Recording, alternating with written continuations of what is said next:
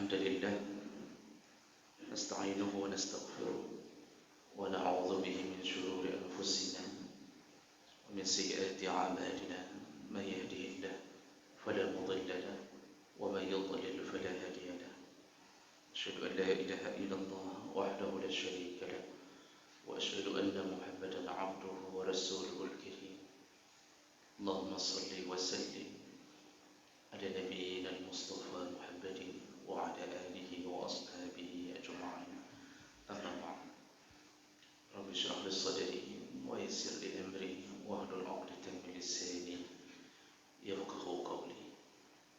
Segala puji bagi Allah, kemudian salawat dan salam kepada Rasulullah, pada keluarga dan seluruh sahabat-sahabatnya. Jemaah salat subuh yang Allah muliakan insyaAllah. Di pertemuan kita yang lalu, kita sudah membahas salah satu dosa besar adalah meyakini bahwa hujan diturunkan karena bintang tertentu. Artinya kita masih punya kepercayaan bahwa benda mempunyai kekuatan. Kita masih punya keyakinan bahwa makhluk Allah punya kekuatan untuk melakukan sesuatu tanpa izin Allah, apapun modelnya. Dan ini bermasalah dengan akidah kita, dan itu termasuk dosa besar yang hendaknya dihindari.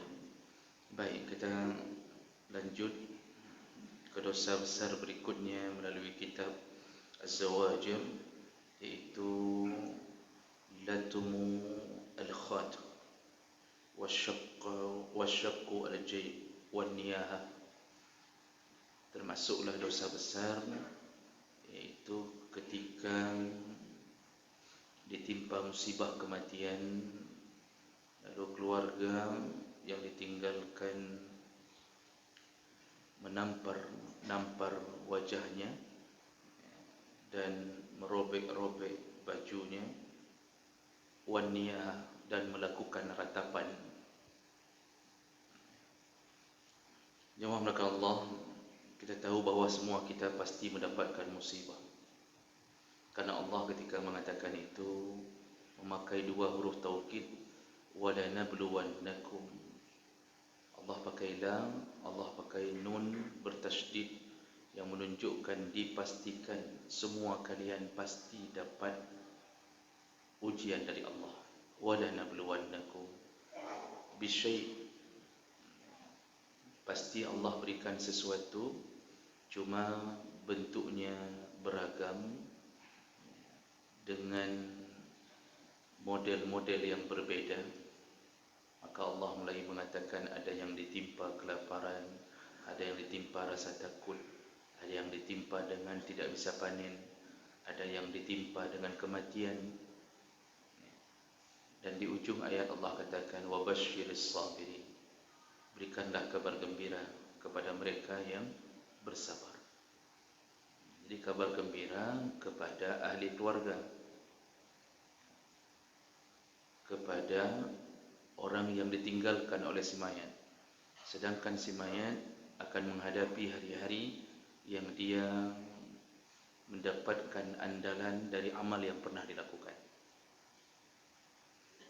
Kalaupun si mayat meninggalkan ahli waris yang menyambung perbuatan baiknya, atau si mayat pernah mendidik kebaikan pada si keluarganya, anaknya, istrinya, maka itulah yang menjadi amal penyambungnya.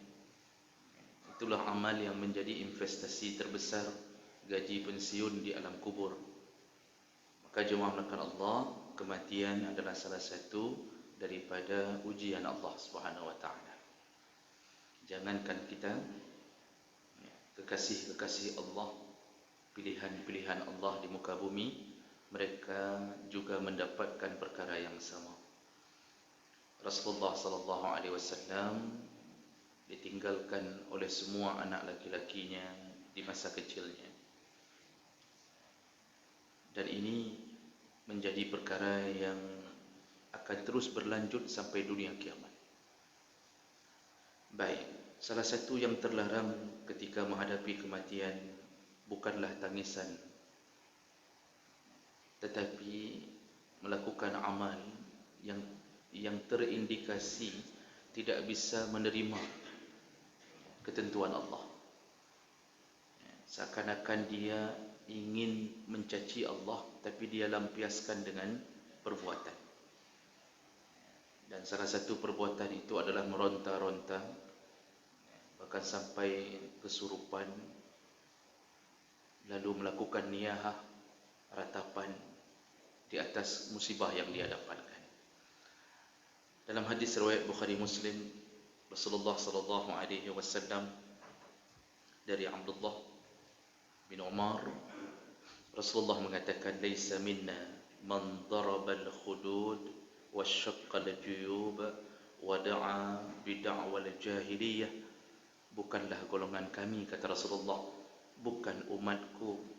Bahasa Nabi bukan umatku, bukan menunjukkan dia dikeluarkan dari list umat Muhammad, tapi ini adalah bahasa kecaman, bahasa laknat Nabi yang ingin mengatakan bahawa siapa yang melakukan perkara ini, maka dia termasuk golongan yang tidak diridai oleh Allah dan Nabi. Makanya bahasa Nabi bukan umatku, artinya Nabi tidak ridha. Bukan bermakna orang itu menjadi kafir. Nabi tidak ridha perbuatan itu dilakukan oleh umatnya. Apa dia? Kata Rasulullah, man darabal khudud, iaitu orang-orang yang ketika ditimpa musibah kematian dia menampar-nampar pipinya. Al-khad, pipi, menampar-nampar pipi. Ini maksud menampar pipi, ini kebiasaan di masa lalu, di masa Rasulullah, masa jahiliyah. Ya, ketika suaminya meninggal, maka dia mulai memukul-mukul wajahnya, memukul-mukul kepalanya.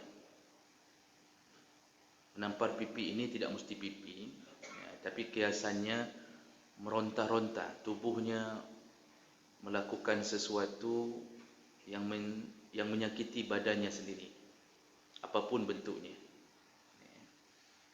Wasyaqqal juyub, dia lalu merobek-robek bajunya. Nah, jadi sambil menampar-nampar pipi, atau ada yang model merobek-robek baju.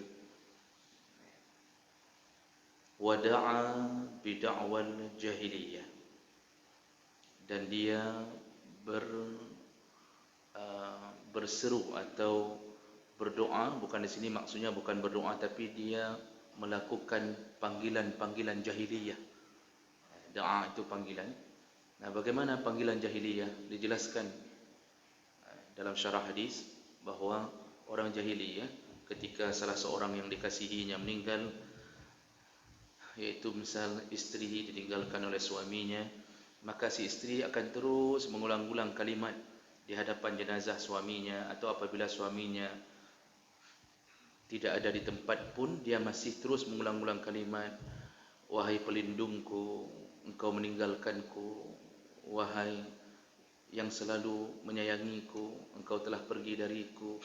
Ini kalimat-kalimat yang terus-terusan, seakan-akan dia tidak ingin itu terjadi, dan seakan-akan Allah adalah melakukan sesuatu yang zalim kepadanya. Jadi sampai dia mengutuk Allah Subhanahu wa taala. Nah, ini panggilan-panggilan ini, teriakan-teriakan ini, semuanya itu sering terjadi bagi mereka yang masih tersisa sifat-sifat jahiliyah. Jemaah melakukan Allah Subhanahu wa taala, ketika Abu Musa Al-Ash'ari rahimahullah mendekati, ketika Abu Musa sakit keras yang diperkirakan mendekati kematian, Abu Musa dipangku oleh istrinya. Lalu istrinya mulai meratap, memanggil-manggil Abu Musa, menangisi Abu Musa. Dan ternyata Allah izinkan Abu Musa untuk kembali sadar, Jadi ketika diratapi itu Abu Musa tidak bisa bergerak, walaupun dia sadar apa yang dilakukan oleh istrinya, dia tidak bisa mengingatkan istrinya. Ketika dia sudah kembali bisa berbicara, Abu Musa berkata, "Qal ana bari'un mimman bari'a minhu Rasulullah sallallahu alaihi wasallam." Aku tidak bertanggungjawab, aku berlepas diri dari apa yang Rasulullah berlepas diri darinya. Maksudnya, wahai istriku, kalau engkau melakukan ini, aku tidak bertanggungjawab di akhirat. Ratapanmu, gaya ketika merasa takut sekali ditinggalkan oleh orang yang kita kasihi, aku tidak bisa membelamu. Aku membebaskan diriku darimu, dari dosa yang engkau lakukan. Ini kata Abu Musa al-Asy'ari, yaitu salah seorang sahabat Nabi sallallahu alaihi wasallam. Lalu beliau menyambung, "Inna Rasulullah sallallahu alaihi wasallam, ketahuilah sesungguhnya Rasulullah sallallahu alaihi wasallam bari'a minas sadiqah." Rasulullah tidak bertanggungjawab, artinya Rasulullah tidak bisa membela orang-orang yang melakukan sadiqah, yaitu perbuatan sadiqah maknanya ar-rafi'ah sautaha bin nadab wan niyahah, yaitu perempuan-perempuan yang berteriak-teriak meratapi jenazah dengan suara yang tinggi, Jadi betul-betul dia ini membuat orang sekelilingnya menjadi susah dengan ratapan-ratapannya. Wal haliqah, Rasulullah juga berlepas diri dari haliqah, yaitu perempuan yang mengetuk-ngetuk kepalanya atau memukul-mukul kepalanya indal musibah, ketika terjadi musibah. Wasyaqah, Rasulullah pun berlepas diri dari perempuan-perempuan yang merobek-robek baju atau merobek-robek kerah bajunya ketika terjadi musibah.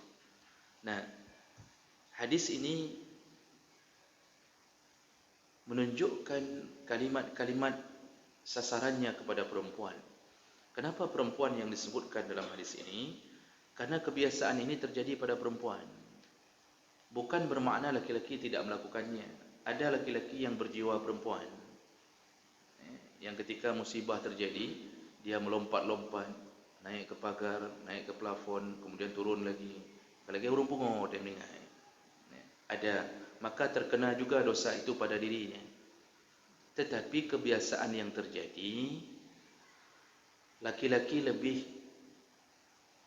lebih tahan banting dalam urusan ini.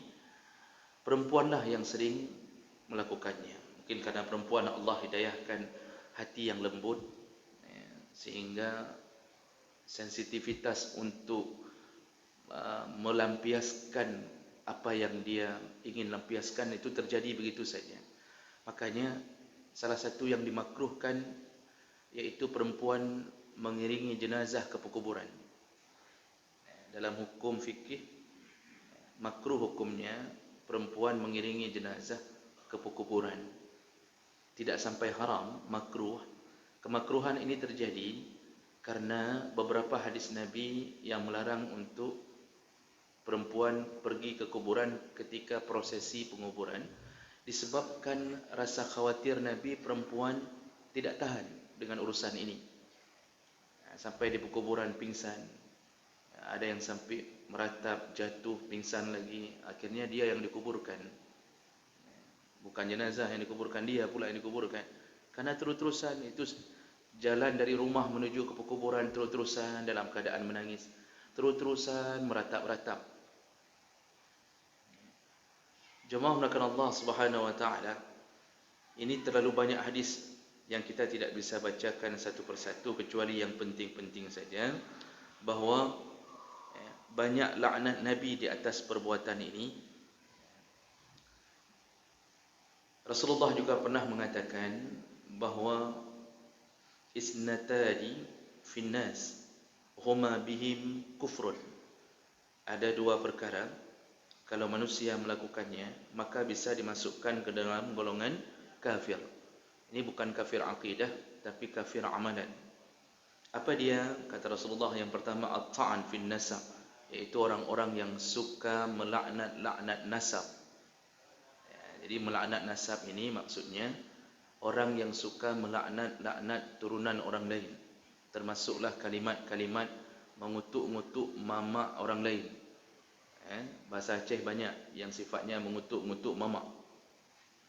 Kalau sudah marah sama orang, yang dikeluarkan cacian kepada ibunya atau kepada ayahnya, ini perbuatan-perbuatan terlaknat. Maka jangan biasakan mengucapkan kalimat itu, karena Rasulullah mengatakan bisa terjadi kufur amal. Kemudian wan niyahah 'alal mayyit, termasuklah perbuatan yang berbahaya, yaitu meratap kepada mayat. Hadis riwayat Muslim dengan derajat yang sahih.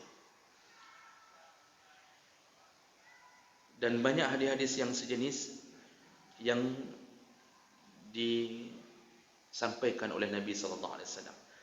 Jemaah melakukan Allah, dalam salah satu hadis riwayat Ibnu Abbas, berhati-hatilah karena syaitan paling suka kepada orang meratap. Orang meratap itu mengundang syaitan.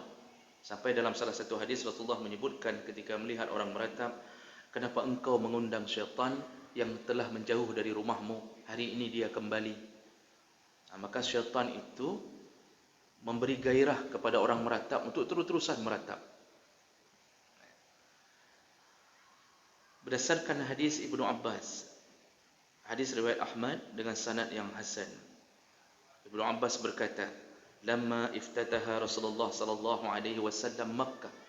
Ketika Rasulullah berhasil merebut kembali tanah kelahirannya Makkah, ranna iblis rinnatan ijtama'at ilaihi junuduh.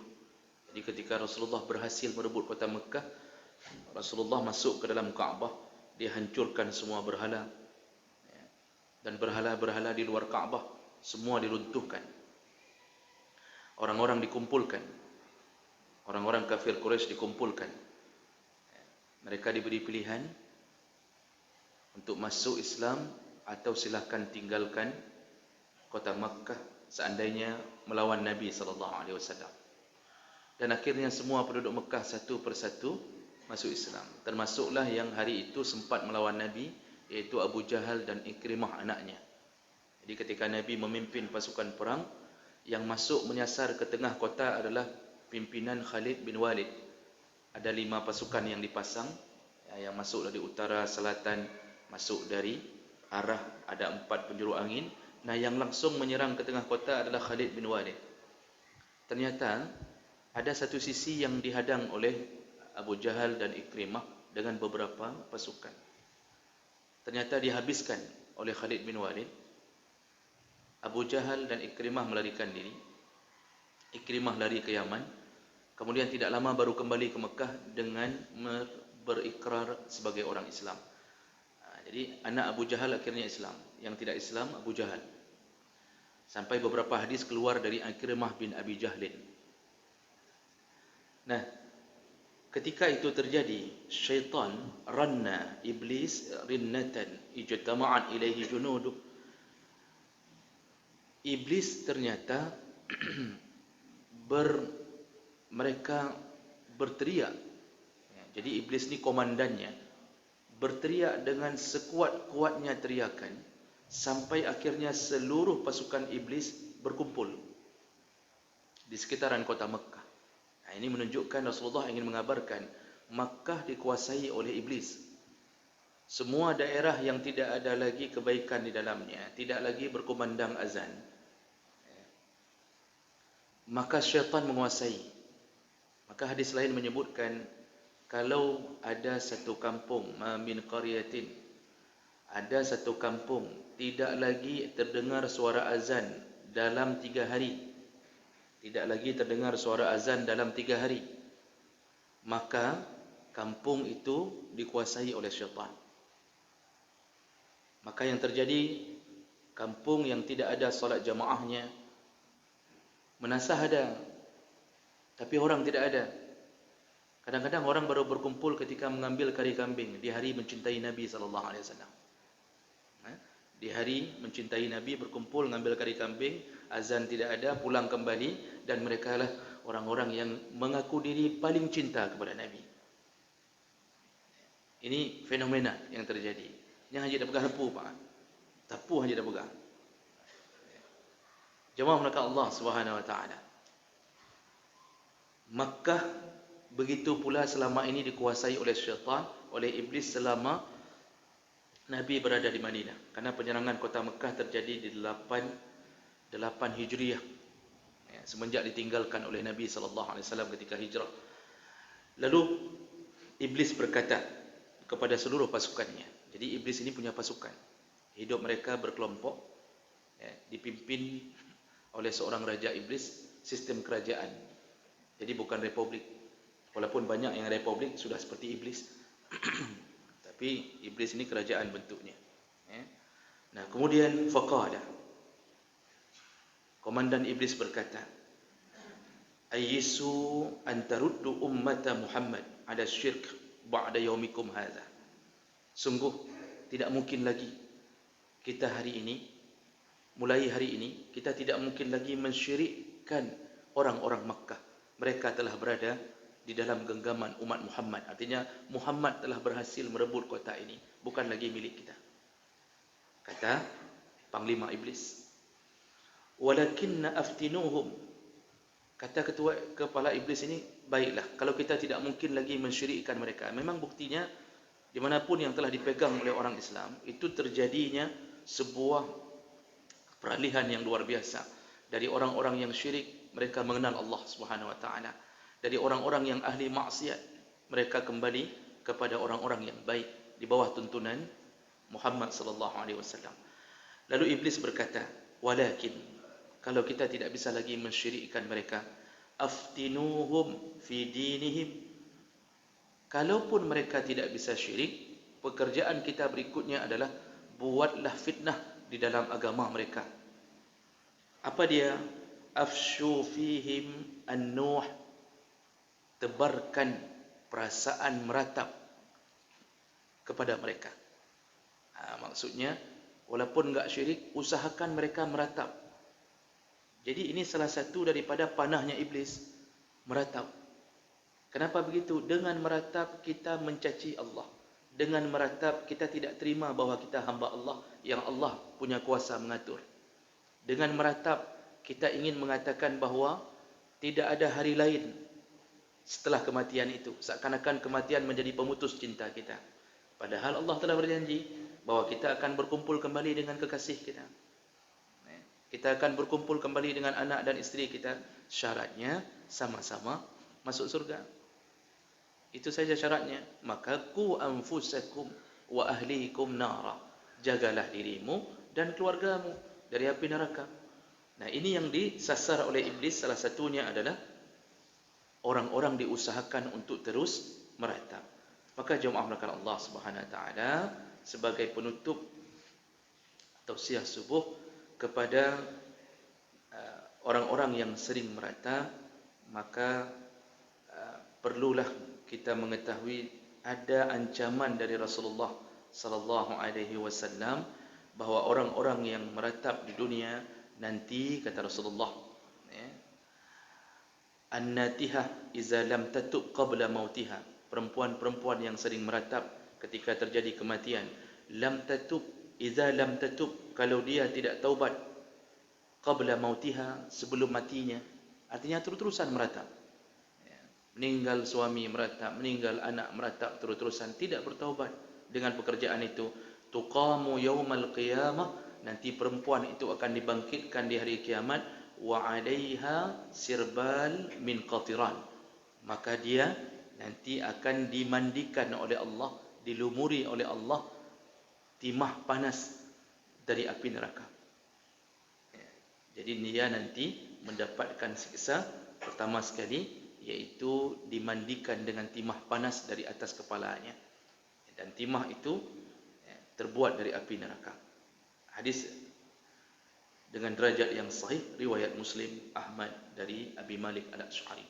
Maka jemaah melakukan Allah Subhanahu Wa Taala, memohonlah kepada Allah agar kita bisa menjadi golongan orang-orang bersabar di atas apa yang ditimpakan kepada kita.